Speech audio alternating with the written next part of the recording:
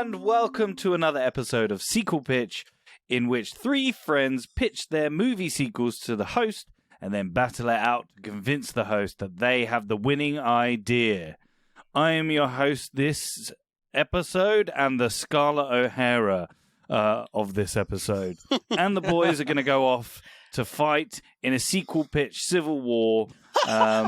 Joining me is Drew Toynbee, Matt Hello. Rushton. Hello. And Andy Henry. Oh my. Who will win my affections? Let's find out. As you may have already guessed, we will be pitching sequels to the 1939 epic Gone with the Wind, directed by Victor Fleming. And in case you haven't seen it, we do a 60-second synopsis. And by God, I will try. By God is my witness. I'll never do a synopsis that's over 60 seconds again. But first, I just want to say, if you like this podcast, then why not tell your friends?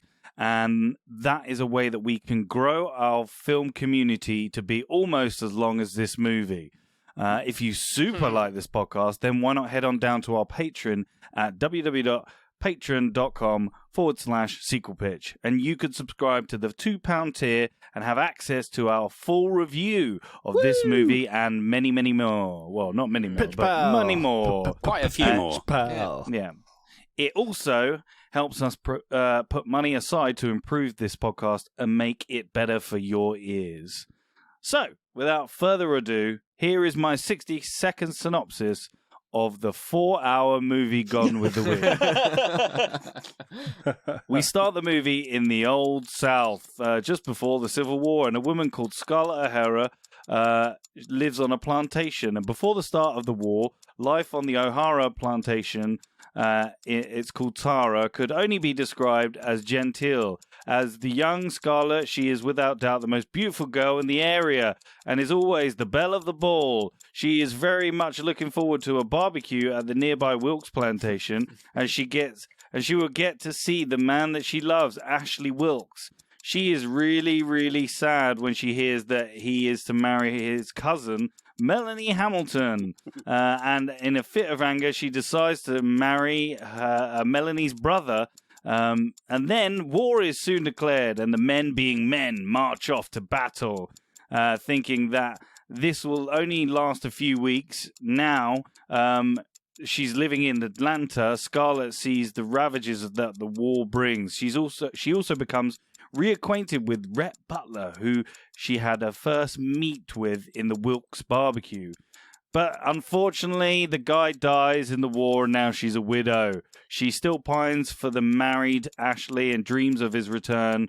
With the war lost, however, she returns to Tara and faces her hardship of keeping her family together, and Tara from being sold at auction to collect the taxes.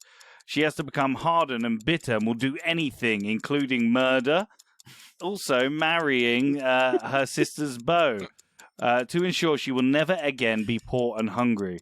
After becoming a widow again for the second time, she marries dashing Rhett, but they soon find themselves working at cross purposes. Their relationship seemingly doomed from the outset. It ends with a horse killing a child and Rhett being like, "See ya!" The end. Fucking hell. He's not wrong. He's not wrong. Jesus. So, let's go over our overall thoughts and our scores out of 5. And then if you want to listen to our full review, then head on down to our Patreon to subscribe. So let's go with Drew. What did you think? Top thoughts and your score. Okay. All right. Okay. So, it's a complicated film to discuss in the modern day. Because it is very, very, very, very, very, very, very, very, very pro-slavery. And just paints like there's not a hint of slaves being mistreated. They're all like super happy to have jobs. Oh no, sorry, not jobs. Be indentured servants who are owned everyone's like, oh, I would have freed them anyway. Yeah, honest, Gov, promise. It's a very problematic film, like just painting the people of the North who were, among other reasons for the American Civil War, which there are lots of them, and not all of them were altruistic from the people fighting for the North, and that's historical fact. However, they were trying to end slavery, which ultimately kind of, puts that to bed, and then just painting them as like absolutely evil, and they're coming to take away everything the Southerners have ever worked for. No, not everything that the Southerners' slaves have ever worked for while the Southerners had barbecues. Fucking ludicrous.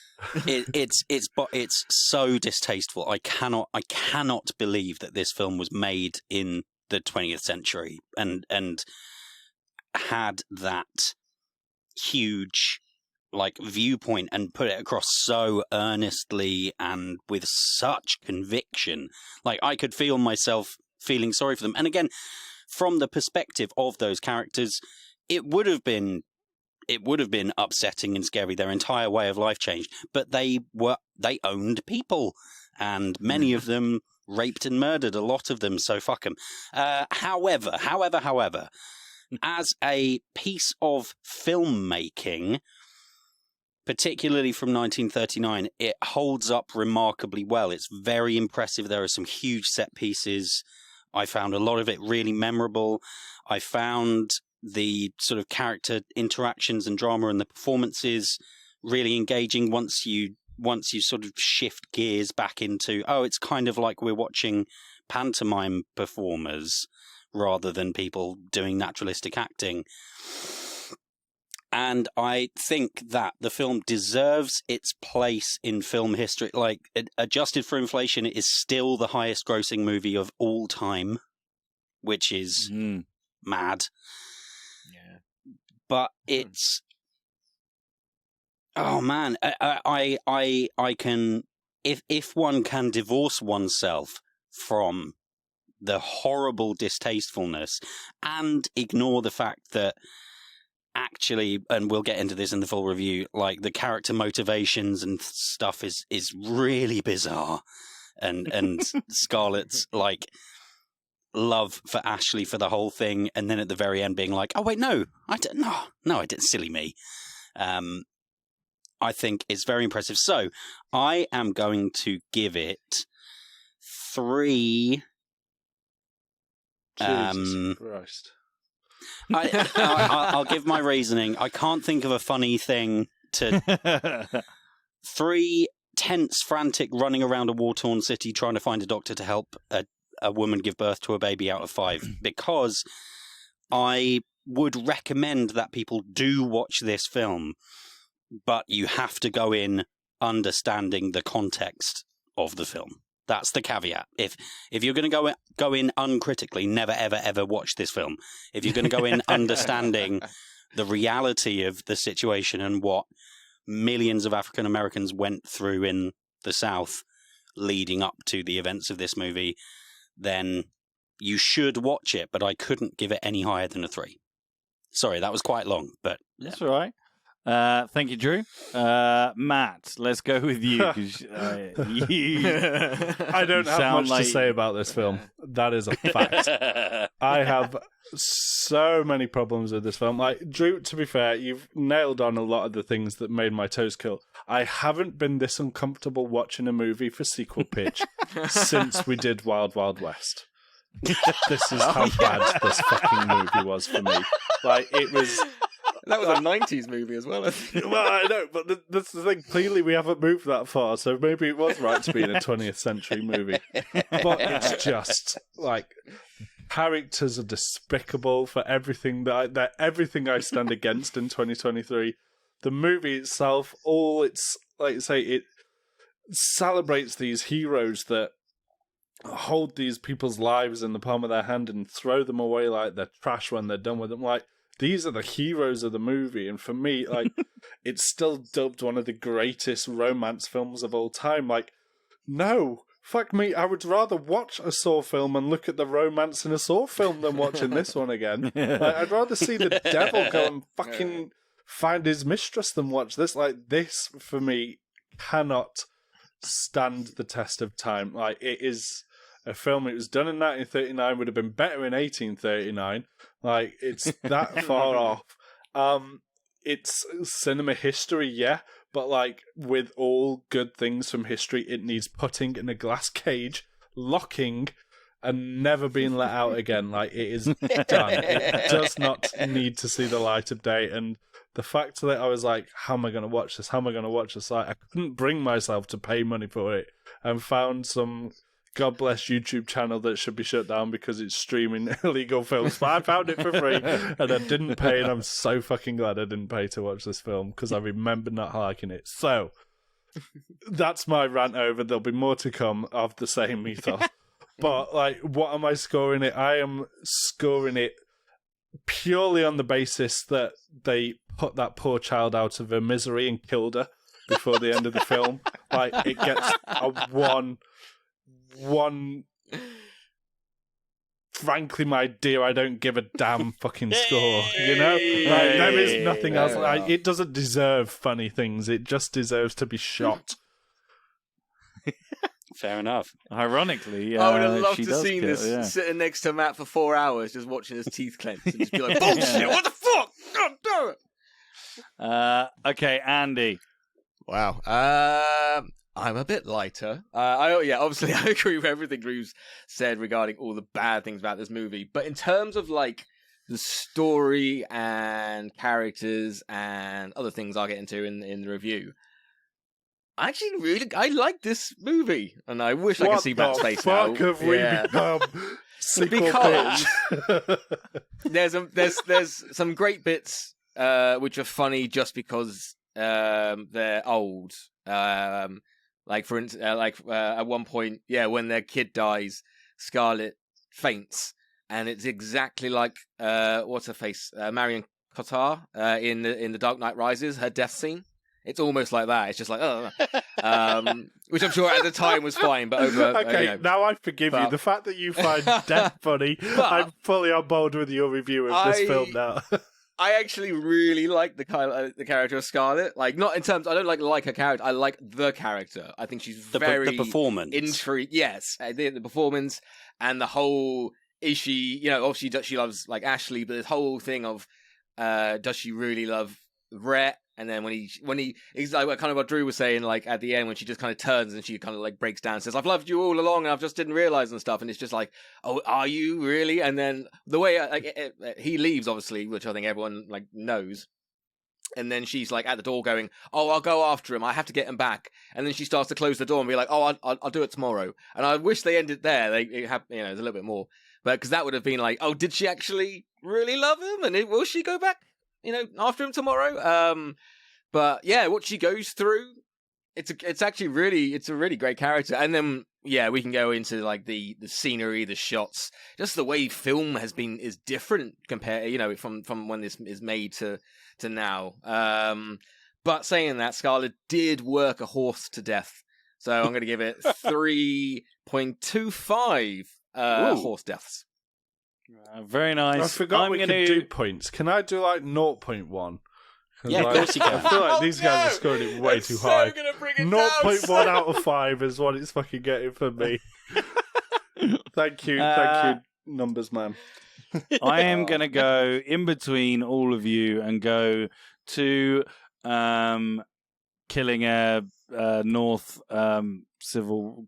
What are they called? Confederate? They're not Confederates. No, the Confederates are the Southerners. They call them Yankees. Yeah, that's it. Dang Yankees. Shooting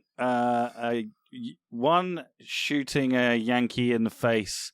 One. And then disposing of, one. Okay. No, two. Sorry, two. Sorry, two.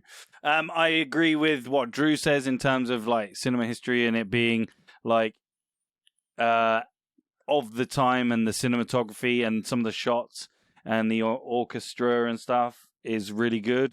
Like some of the like sweeping shots are really cool, and the painted backgrounds and stuff, and some of the like of that stuff is really cool. However, yeah, it's like the Civil War light, or like it's like daytime Civil War documentary. It doesn't really go into much detail about stuff. So yeah, I'm going to give it 2, which gives us a average score of 2.09. So, not a recommendation. Literally, Matt's just brought it down under a People recommendation. of the That's world, so terrible. you are welcome. Go watch this you film. You are so welcome. Go watch this film. No, just watch it for cinematic history, absolutely. But go and obviously decide about yourself. But go watch it. It's actually worth seeing. It's not an amazing film, but I don't think you'll regret seeing it. Joker. Don't go watch it, and I swear to God, if this appears on my children's school curriculum, I am writing. I am writing a strongly worded letter. Yeah, there's no way that I'm not suggesting that literally everyone should see this film, but I think if you have an interest in cinema and the history of cinema, it's worth watching. Just with the understanding. So just to list off, I think it stands alone in scoring. We don't have very many at all that come in smack bang around 2. So I think the closest score that we have, it comes in a full 0.21 higher than The Predator. It comes in a bit higher than Halloween Kills, which was 1.75. Top Gun 1.53. Yeah, I'd still watch Gone with the Wind over those 3. I think I might watch The Predator before I watch Gone with the Wind again. Star Wars Rise of Skywalker 1.86. So Con Air 1.38, Home Sweet Home Alone 1.13. So it hasn't dethroned our lowest scoring movie. No, our lowest scoring movie is still New York Minute with 0.78. Oh my God, this is on par as far as I'm concerned. This is on par with New York Minute. Okay, there you have it, everyone. Go see it on a recommendation by Drew and Andy. Do never burn it and send it to Hades if you are Matt. So I think it's time to get your sequels pitched. The rules are the same as they always are. You have some time to pitch me your idea. Not too long, otherwise we may end up being as long as the movie itself. I may have some questions. I may not. Cool. And then at the end of it, we're going to fight each other. Not me, but you are going to fight each other for my hand in marriage. At a barbecue. Yeah. So let's go with Drew first. Okay. I have gone full legacy sequel. It's modern day. Title's really hard, really, really freaking hard. I've all of my notes are, I've not even put them in the normal document because mine's really sporadic. How do you do Gone with the Wind? I something super pretentious, but better than Whispers of Yesterday's Breeze or some shit, but that doesn't sound like a really sappy 1970s TV drama from America or whatever. Whispers of Yesterday's Breeze. I don't know. After the Storm, Gone with the Wind and After the Storm, maybe that works. Nice. Okay, so we have in modern day, it's Atlanta, it's in the South. You've got Amelia Hamilton, great granddaughter of Rhett and Scarlett. No, not Hamilton, Butler. Fuck me. Jesus Christ. Great granddaughter. The logging business and all of that other money that Scarlett's family, because I'm working on the assumption that she did go and get Rhett back, and the happy ending that the film presents it as was that she actually got him back. And it's turned into like just a conglomerate. They've got like a website and newspapers, and they've got their fingers in all the pies everywhere. And you've got Amelia, and she's like really nice. She's like in her late 20s. She's done university. She's done really well. She's been off living her gap year life, just exploring the world on the family's money, like becoming a really well-rounded, lovely person. And she's being groomed to join the company. And as we see her journey, we see Maya. Maya being someone similar age, a woman of a similar age from America, who is specializing in African American lineage, who discovers that her family were owned by the Hamilton Butler O'Hara family back then. Maybe being as on the nose as her descendant was one of the women who was primarily featured as one of the slaves, but I'm not sure if I'd want to go that far. And so Maya goes to the Butler head offices or whatever, or she gets in touch with them and is like, I'm doing this research project, and the family are all having this big, like the higher ups, her mum and dad, and they all work at the company because of course they do, and they're all like, oh, this is not good, like, oh no, we don't want to deal with this person. And Amelia's sort of cynically, she's like, oh well, no, come on, I'm joining the company. It would be really good PR if we got me in there and I worked with her and we paid some lip service to this whole situation. And sorry, my cat is meowing at the door of my shed. One sec. And then a Your cat appears. is not more important than this podcast, Drew. Oh, no, she is. She's sad. Hello, puss. Okay, anyway. So, what starts off as this cynical thing of this incredibly wealthy white family who used to own slaves becomes their growing relationship and them coming to respect each other and understand each other a bit more.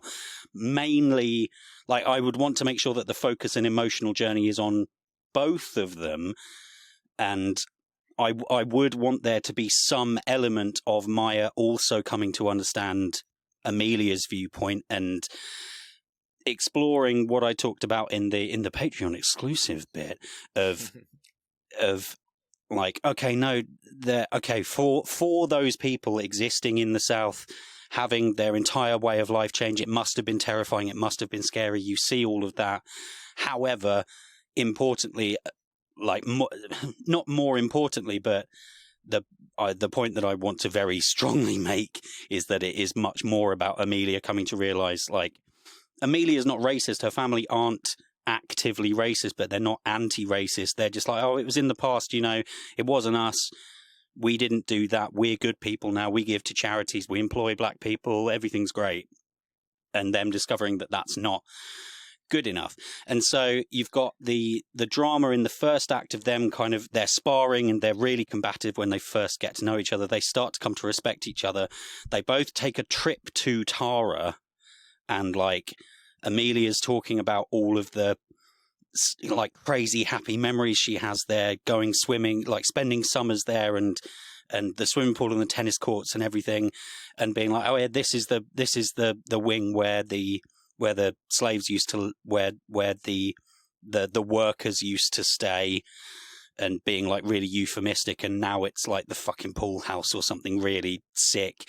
And she sees how that affects Maya. So their friendship deepens. Amelia starts to challenge her family. That's where a lot of that conflict comes from. You get the inevitable break between the two where Amelia has to kind of be like, oh man, I've got to sort of decide between my family and Maya, and I'm becoming a different person, but they're my family, and family's super important. I've got all this lineage and blah, blah, blah, blah, blah. And they break. She goes back to the family. She organizes this big, like, fundraiser, and the family are all doing it really cynically again. And it's all about like, yeah, we're gonna do a charity fundraiser and raise a couple. These are like multi-billionaires. These people have a combined family worth of like 200 billion, and they're like, oh yeah, we'll raise a couple of million and give it to some reparations charities, and that'll make Amelia feel better and everything will be fine, and then we can just carry on as normal. And then at the end, it turns out Amelia's invited Maya to the thing, and she stands up and gives a speech, and she was meant to give this speech about how, like, this sort of sanitized speech, but actually she gives this proper speech of, like, those people didn't know they were, but they were bad people. They owned human beings. It was dreadful. I'm going to do everything in my power within this company to try and make that right and spread the message. And Maya's proud of her, and their friends and her family are angry with her and maybe kick her out, but the movie ends there and we don't know what happens. Thank you. Only one question. Yeah. Do you think it's kind of like two-part. Do you think it's a bit too heavy? No. And do you think that fans of the original will come see this movie? No, I do not. And that's, as far as I'm concerned, I look forward to hearing what Andy and Matt have come up with. Yeah. But this was the only direction I could see it going. It was the only direction. Yeah. Like, I was like, oh, you could do we could do one about all of the descendants, and like the descendants of the Hamiltons and the descendants of some of the people who were held in slavery, and like do a kind of one of those really complex interweaving narrative things where all these people who had this past connection but didn't know about it are sort of brought together, and maybe they discover it and then they go apart, and it's just a kind of big emotional drama thing. But I think, given all of the conversation that we've had, the only sequel that I would be comfortable pitching, and I think that would draw more attention to the problems with the first movie and all of this other stuff, would be to do it like this. And we've lost Matt. That was good time. That was good time, though. I think I was literally nearly at the end of well, no, I was about 20 seconds before I finished talking, I noticed he'd frozen like this. Oh, right. But I was like, no, I'm not going to say it, just in case he comes back. That's good fun. I'll go for a wee then. Yeah, we'll give it a mo. Oh. Give it a mo. Oh, hey, there he is. Hey.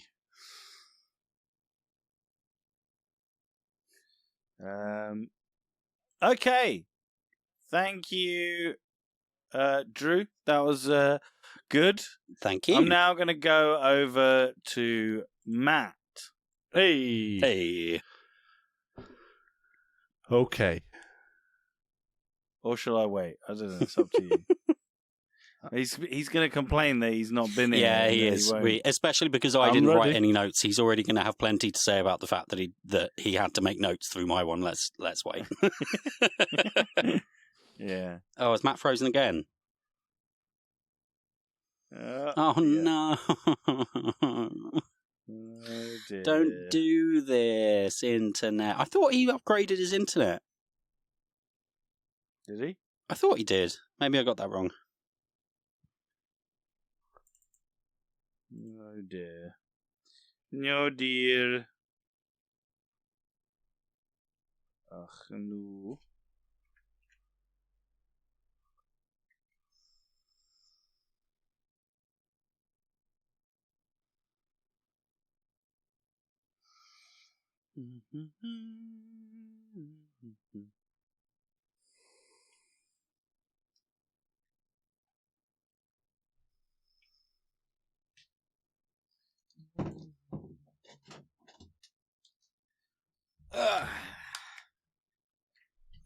Matt?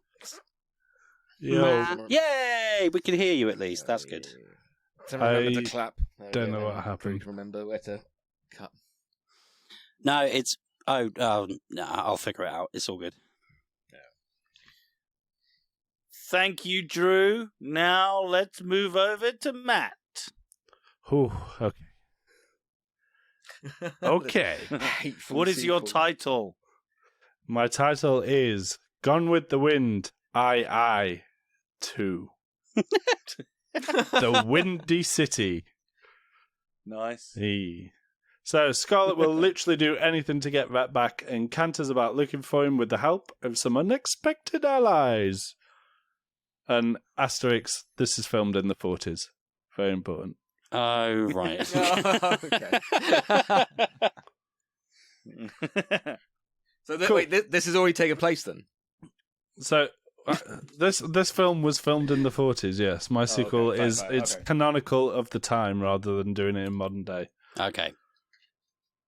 Cool. So we open with the movie and we see a forlorn Scarlet. She's sat in a salon nursing a whiskey when a man approaches her.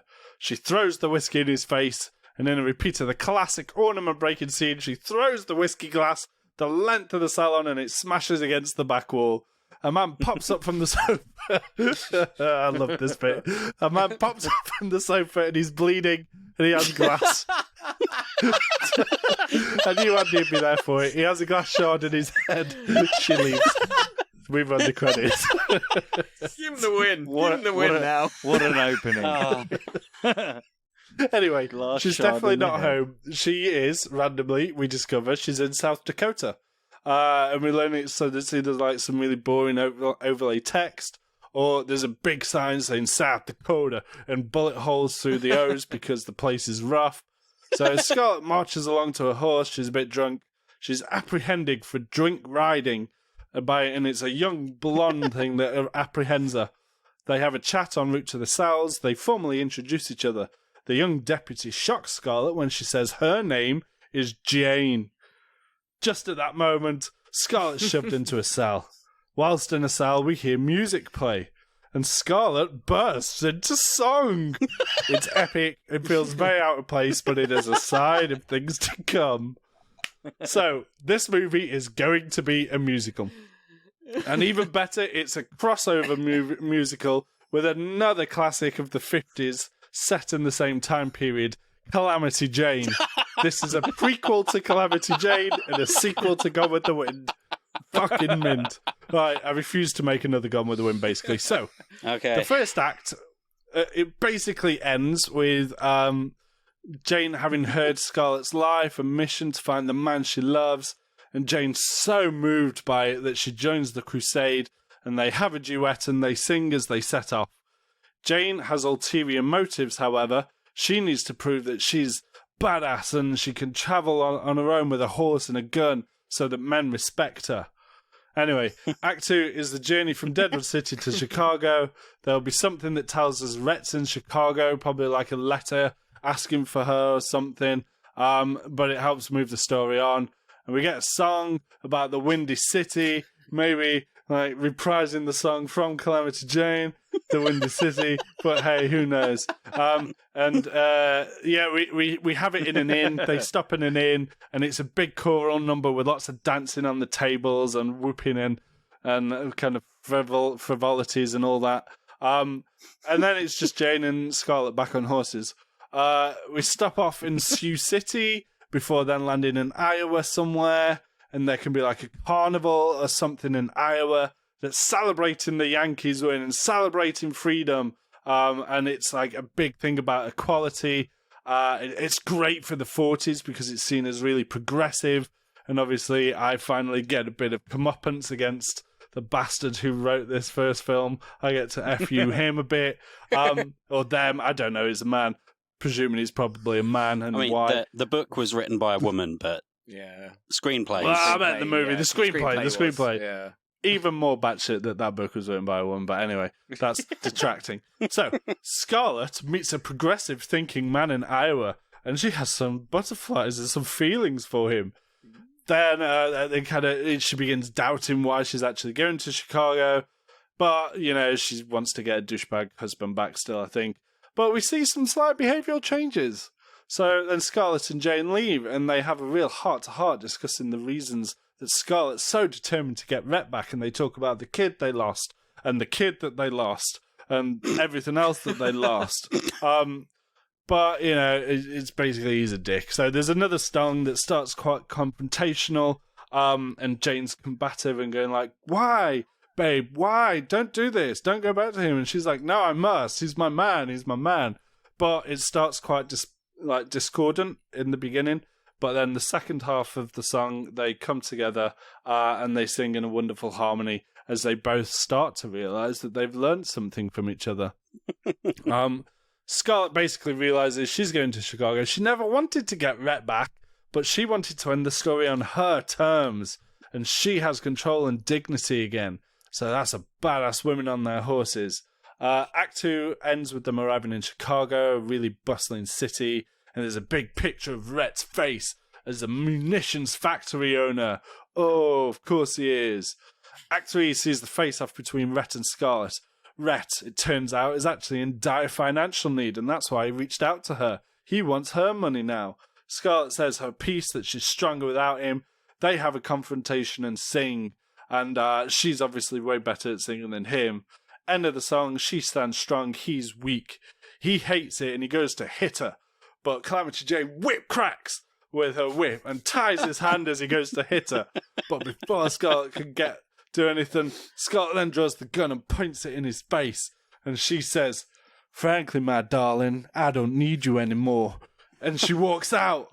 Oh, he's left. And we hear, as they go off camera, we hear a gunshot. And they look back in a single tear. They don't look back. And there's just a single tear runs down Scarlett's cheek. And we continue riding back to Iowa. The movie ends with Scarlett and the Mystery Man reuniting and kissing against a sunset backdrop. And Jane says she needs to head back to Deadwood, as old Bill will be waiting for her. Prequel to Calamity Jane, sequel to Gone with the Wind. Everyone's happy. Same question. Will fans of the original like your film? No. Absolutely not. But I'm not targeting them. I'm targeting anyone who, like me, He's targeting hated me. the first movie. Yeah, I am not targeting you, Andy Henry. You're a fan of this film. I'm targeting the me's. And I think the yous, Ross. Those that know for a while they couldn't sit through another one of those films, but they could sit through something different with progressive thinking. But with the same characters. Musicals. Okay, thank you. And last but not least, Andy, what's your title? So I got a few titles, but they're just basically variations of flatulence jokes. So like fart in the air, turd in the wind, or alliterations like shit in the storm, wank in the rain. But I could go on. It's going to be called Gone with the Wind 2: Scarlet Fever. Nice. Oh. And weeks after Rhett leaves her, Scarlett feels her life is over, but little does she know, her life is about to begin. So we start with Scarlett attending the funeral of Melanie Wilkes. She looks around in hopes of seeing her estranged husband, Rhett. But she doesn't. Maybe she sees someone who looks like him, maybe rushes over, but it's obviously not. Scarlett returns home into Tara to try and rebuild her life, but learns that Mammy is dying. She sees this as an opportunity to send a telegram to Rhett, knowing he always had kind of a soft side for her, but figuring out he will not come if he knows the note was from her. She signs it off as one like an old soldier buddy that Rhett met in the first film when he all went off to war. Rhett then arrives, but doesn't speak to Scarlett, kind of blanks her. He catches Mammy moments before her death, and with her last words, she makes Rhett swear to always look after Scarlett, and he kind of reluctantly agrees. Maybe he nods, but doesn't say it, something along the lines of that. Scarlett and Rhett then try to talk, but end up fighting, and Rhett leaves and says he needs to calm down and spend time with his family in Charleston, I think it was. So Scarlett basically follows Rhett up to his family, makes a surprise entrance. Rhett tries not to show his family that his marriage is basically on the rocks. He acts like he's pleased to see Scarlett, but he hugs her, but then whispers in her ear like, "What the fuck are you doing here?" The Rhett's mother takes an instant liking to her new daughter-in-law. The mother tells Rhett to take Scarlett out for a sail on their boat on the harbour where they talk about their relationship. And Rhett admits that he does still love Scarlett, but he doesn't know if he can trust her. If he doesn't know if she's actually over Ashley or not, or if her feelings towards him are true, or anything else. She bears her love for him, and they have sex on the boat. But a storm catches them and capsizes them, and they nearly die, but they're saved by a passing ship. Scarlett wakes up a few days later, and she finds a note left on her bedside table. It's from Rhett, and it's asking her to leave. So when she gathers her feelings and all that, and her things. A couple of days later, Scarlett is like, oh, maybe this is over. She kind of makes her excuses to Rhett's family and leaves. She gets caught in the rain while like walking to, I don't know, a bus. If they had I don't know how often the buses came back then. Once a year. Yeah. The number 12. But she leaves, she gets caught in the rain, she slips down a ravine and like breaks either her like ankle or wrist. She's saved by a passing car which offers her a lift. She doesn't kind of know who they are, but she just stumbles in. She just wants a lift. She wants to get out of the range, and she's hurt. But it turns out members of the car actually belong to Scarlett's family who live in the area, or maybe they're holidaying. Basically, a coincidence that kind of happens in the film. And they say they will take care of Scarlett. They take her back to their house. And kind of like rest up her injured ankle or wrist. Then we have a montage of Scarlett connecting with the family, helping out around the house or the farm, really getting like dirty and stuff like that, and starting to change into a kind of person, but it's not like kind of full transition yet. After a while, a family friend, Brendan, from a priest from Ireland, joins them, and there's an instant spark between him and Scarlett.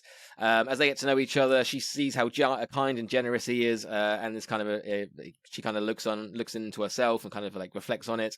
But she finds out that she's actually pregnant with Rhett's kid again after they had sex on the boat. But she keeps her pregnancy hidden, and then Brendan says, I want to take you to see my family in Ireland and show you around Ireland because she's never seen it.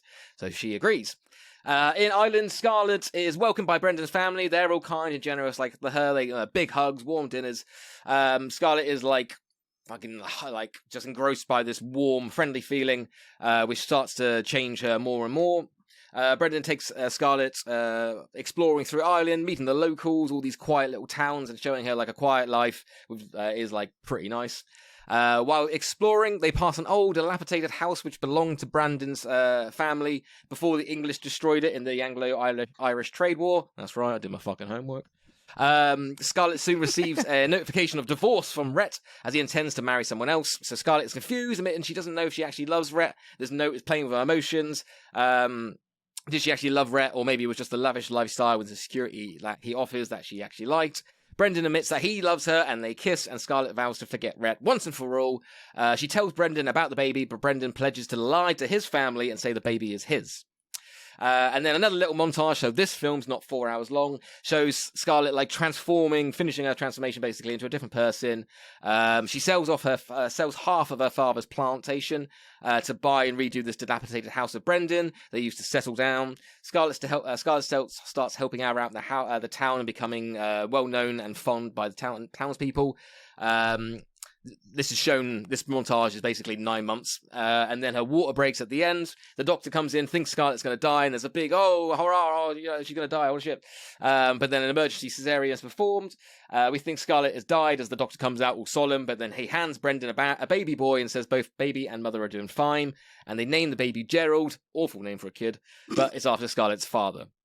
Unfortunately, sometime later, Brendan catches and dies from tuberculosis. Scarlett says her life is nothing without Brendan, but on his deathbed, he's like, no, look how far you've come. You're a completely different person, and I will live on through you. One day, Rhett turns up just out of her house and says she never responded to his divorce note, and Scarlett admits that she was thinking about running back into Rhett's arms, but she's found true love with someone else who now has unfortunately died. Rhett says like, oh, that's great because he still loves Scarlett, and you're a widow now, so they can get back together. But Scarlett starts to question, does she actually need Rhett, and was her feelings ever true? Maybe the kid can come out at this point, so Rhett sees there's a kid, but obviously doesn't know it's his. Or not, that could be for later. And then near the end, a visiting wealthy lord visits the town and sees Scarlett and just sees how handsome and like strong Gerald is, and says to Scarlett to marry him and have his children. But this angers Scarlett, the arrogance of this guy.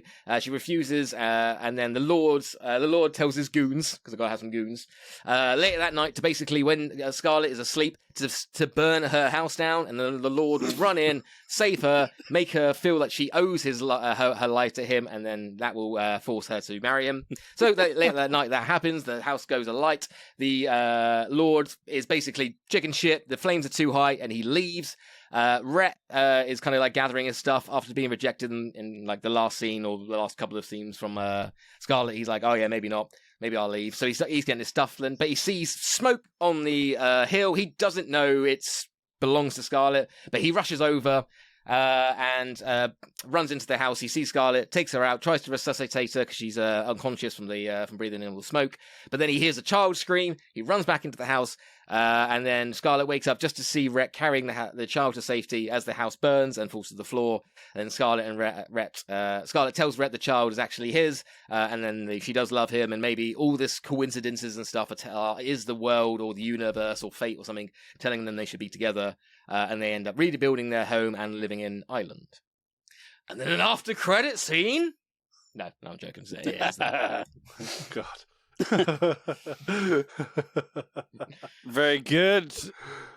Yeah, same question. Do you think fans of the movie will like the original movie like yours? I do. I think I think it kind of ends the story which they want to see. Okay. Right. Will it be? These are the summaries of your all of your pitches. Will it be Andy's Scarlett realizing that Rhett isn't the man he was, thanks to an Irish man? Will it be Drew's? Will it be Drew's "Who Do You Think You Are" episode?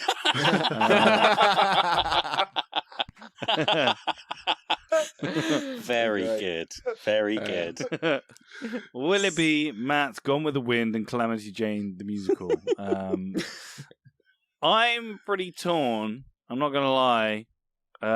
So your arguments better be good about picking each other's apart. So there's nothing left more now than to fight each other until the death. Absolutely. I'm kicking it straight off and putting my glove. I'm taking the glove straight off and going straight for Andy's jugular because the exact reason that he said, yes, fans will want to see my movie because it's more of the same is the exact reason he should not categorically win this episode.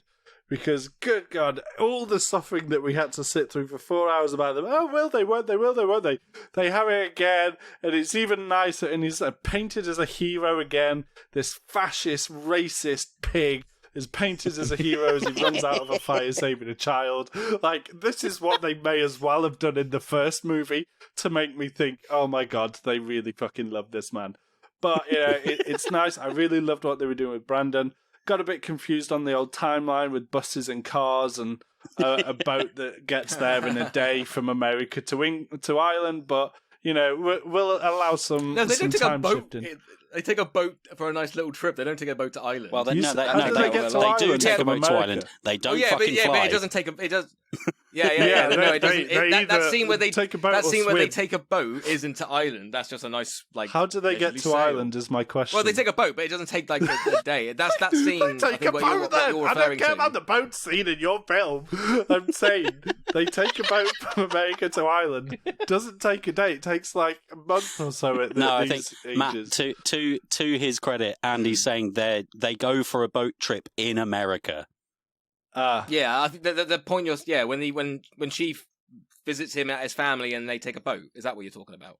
I thought you said they went to Ireland and they have a home. Yeah, they buy a home in Ireland. Yeah. Okay. Well, I mean, my only point was that it's just like that would take longer than a day, so she'd be getting more pregnant. And I like the montagey bits, like yeah, sweet, lovey-dovey. Cool. I feel like it's kind of leaning into modern day tropes and the old tropes. Yours is filmed in the 30s, 40s as well, yeah? I get that. Yep. I understand. Cool. Well, I don't know. I mean, you could do it now and then make it older. Okay. Oh, I mean, that's the only way. When you say it's filmed in the 40s, do you literally mean it was filmed in the 40s, or are you trying to make it look like it's filmed in the 40s? We're not pitching this as modern producer make this movie. We're pitching it as, Ross, which of these movies do you want to have existed in the timeline you exist in? Oh, right. Yeah, okay then.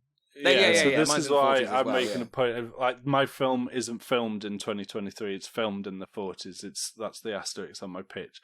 But yeah, it's fine. Drew's is kind of wishy-washy, and like the liberal in me loves it, but obviously I'm also going to fight it and say that I kind of feel like it's the sequel, it kind of rights all the wrongs and doesn't necessarily follow on. It's kind of like a franchisee film, innit? Drew's pitch isn't really like the holistic sequel to the film we watched. Yeah. It's like, I'm going to use that franchise in 2023 and make a new movie.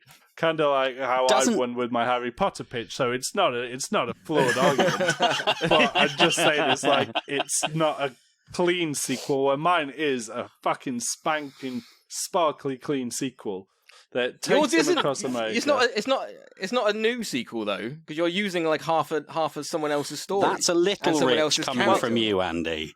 As someone else who found the Wikipedia page for the sequel novel to Gone with the Wind, I don't think you can criticise anyone for you. Hey, I did my research. That's what I said.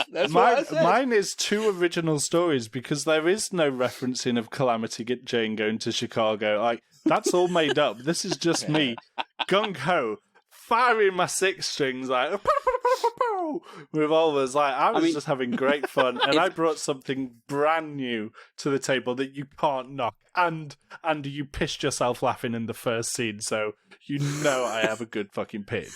I just to pick it apart a little bit, then in that case, Scarlett has a deep-seated hatred of all things Union and North, and so she immediately goes to the bastion of central northern states, Chicago. Well, it's because he's over there with the munitions factory. She gets the letter to make her go over there. That's the point. Why would he be in Chicago? He would have no cachet up there. Bullets. I don't know. I just had to get to the Windy City.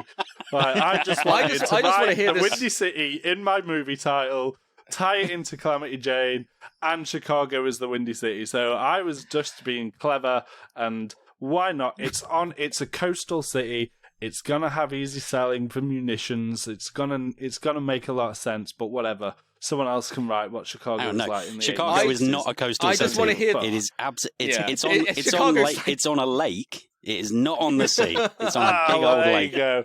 They're selling their munitions to I might have Canada. a few flaws, Ross. But the only reason it was Chicago was to tie into my movie title. I can tie change into someone my else's title, movie, and therefore I can change where the city is. It just is the city though pretty important to Calamity Jane? No. The Windy City is sing a part song of about the song from South Dakota. They just take a journey to Chicago, just trying to be clever and tie it in with the song. But there's a lot of other states now as well. I want to hear this song that completely changes. I accept I was flawed. I wasn't too busy working out the geographical map of America for my pitch. I was trying to be clever, trying to be original, trying to be fun.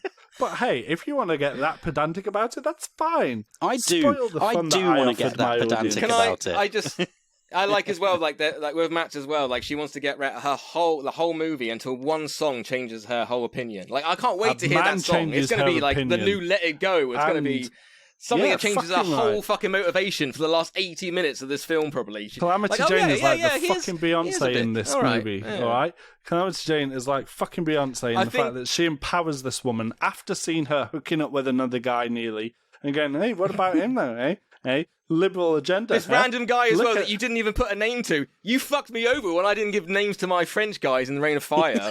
And now you haven't got a name for this. Even you said this mystery man. You don't even care about him. He's just some mystery man. You've got no backstory or character motivation for him. It's because I couldn't decide if he was white or black. Okay. So I decided that's nice that we know about that now. Okay. Look, after we spent such a long time talking about like the mistreatment of black people and the history of racism in this film, neither of your films feature a single fucking black person or any discussion about what happened to them in the South. I have a whole because again, it's not in Big Carnival with celebratory rights. This is just 2 women on a journey for 90% of my film. Can't really just start adding in token black people. That's as racist as saying that it's segregationism.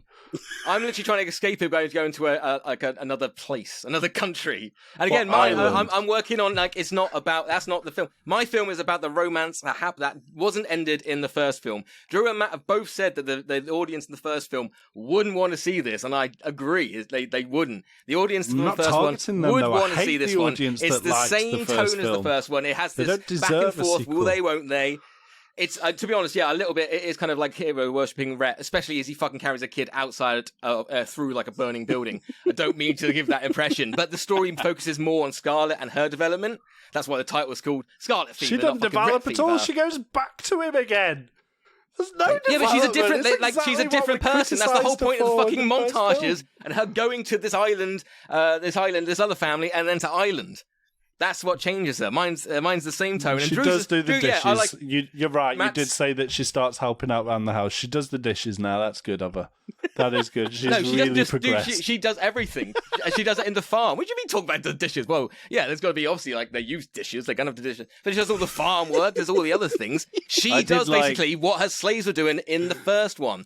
That's what she's learning. No, but And that's why she I at did first like- she already doesn't. happened in the first one. She already. No, she doesn't get over that though. She doesn't at the end. She's a completely different Okay, person. all She's right, doing that's her own fair, shit. that's fair. Like the whole point of her like selling the plantation of mine and giving it to someone else is this like impression that she's a completely different person. Money doesn't mean anything to her now. She can literally live in a quiet life.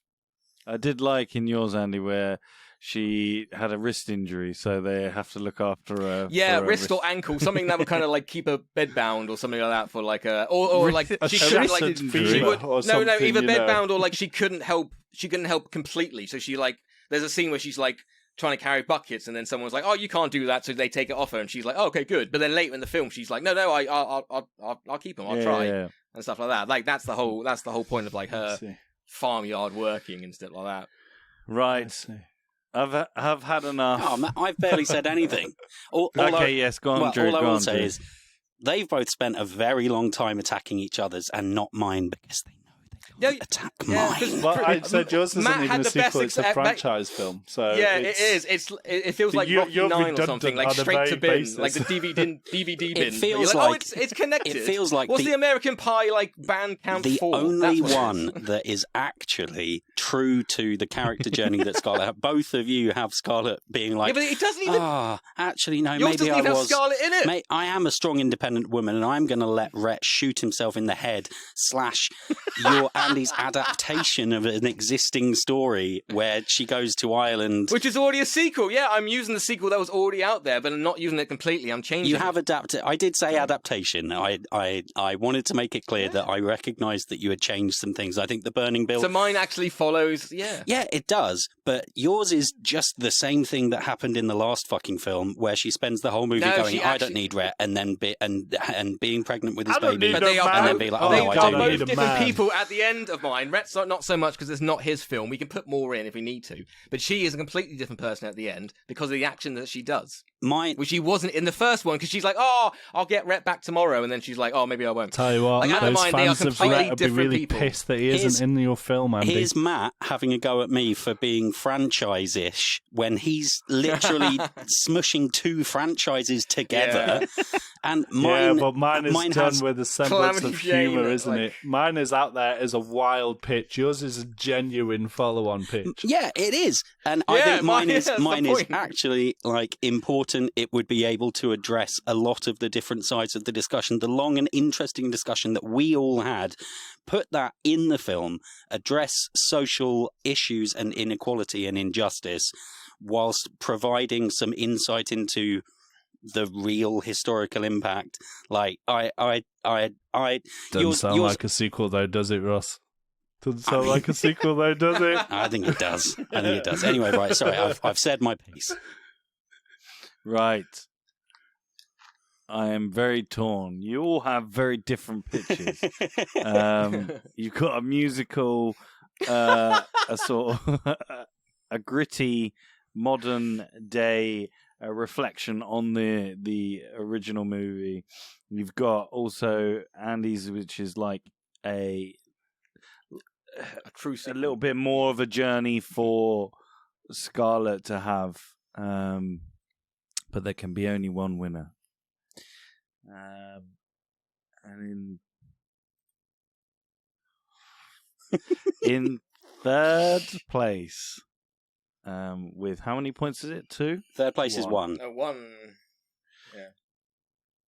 With 1 point is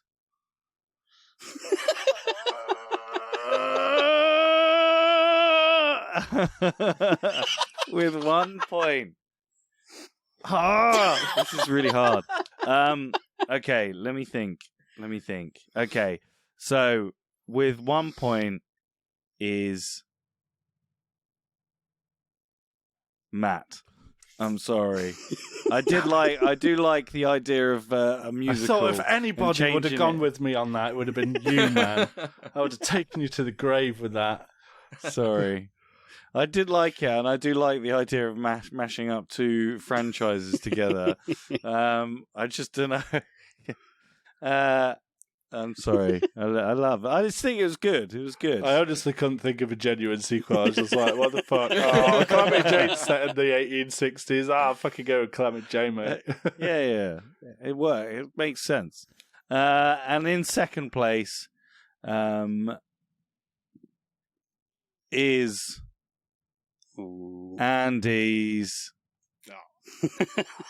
And the winner is Drew's. Yay. That doesn't have any of the original characters in. Oh, I don't give a fuck, man. The liberal in me is so happy that we can correct all these wrongs. I was waiting for you guys to bring that up in the argument section so I could be like, oh, when we can do flashbacks with seeing them from behind existing in their horrible, awful slave state. That would have been flashbacks of the first film, though. Wouldn't it? That would have been new footage. Yeah, new footage. Yeah.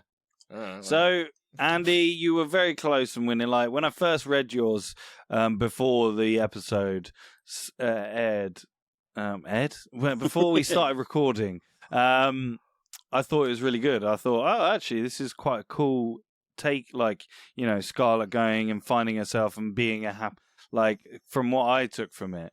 Because what I took from Gone with the Wind is, you know, she flits to and fro from being like obsessed with Rhett to not to then and she turns into a bit of a knobhead. So it's nice to see that you like had that journey of her going to Ireland and meeting someone else and realizing actually like she doesn't need him. I think the last little bit of yours goes a bit weird with the whole goon, the Lord and the goons setting fire to it. But like I really liked it. It was very close. But like Drew, I really like yours. I like that it's a commentary on the old style, and I think I can just picture it like being a movie now, like, and these like two actresses, you know, finding out these things about,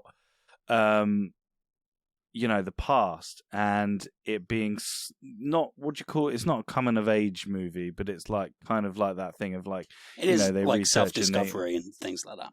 Yeah, which I think would be really cool. So well done, Drew. Thanks. What movie are we going to be pitching next episode? I've gone down the list, and I saw some news recently that this film, a sequel for this film is potentially still in the works, and one of the stars, or the star of one of the biggest movies this summer, is still very keen for it to happen and would want to be involved. That being Cillian Murphy, because I want us to do sequels for 28 weeks later. I know it's not horror season yet, but I saw it on the list and I couldn't not do it. I'm so excited. 28 weeks later. The worst one of them. The two. Yeah, the two. But it's still, you know, good. Cool. Yes. We are now going to be pitching episode. Yes. Yeah. Shut up. I've even written in the title in the episode thing as 28 months later. No, that it's 28 weeks later. If one of you wants to do 28 years later or 28 minutes later, I won't mark you down. So there we have it. As I said before, please start talking about our podcast. Share it with your friends. Say, hey, have you listened to these crazy four guys from England? They talk a lot of nonsense. It's a way that we can grow our listenership, and we can create community, and we can create like a safe space for you guys to share your opinions about movies. That's what we want to do. We want to hear about your opinions on movies and what you think. And we do have a Discord that people could. It would be wicked if people wanted to join and talk to other people who like this show and have that connection. But there's no pressure. There's a bit of pressure, but no pressure really. Also, if ever there is a movie that is worth opening a discussion about, watching it with friends and then talking about it and letting us know what your people's thoughts are, I feel like this could be one of those movies where we could open some really cool conversations. Yeah. Or crazy arguments and awfulness. So, but that's entertaining. Yeah, and we'll have mods, if we to rein people in. Also, you can visit our Patreon as well and subscribe to our. Is it £2 or is it £3? It is £2. Yeah, £2 tier. Yeah, no and inflation you get access. Here. Yeah, and you get access to Audible content that you won't get on our normal feed. So please head on down there and subscribe. We can pull that money together and we can start improving this podcast as well. So that would really help us out. But all that's left is to say goodbye from runner-up on third place, Matt Rushton. I'm a whip crack away, whip crack away, whip crack away.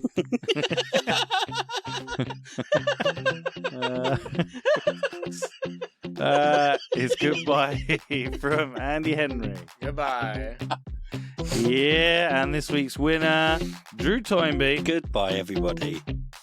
And it's goodbye from me. And frankly, my sequel pictures, I don't give a damn.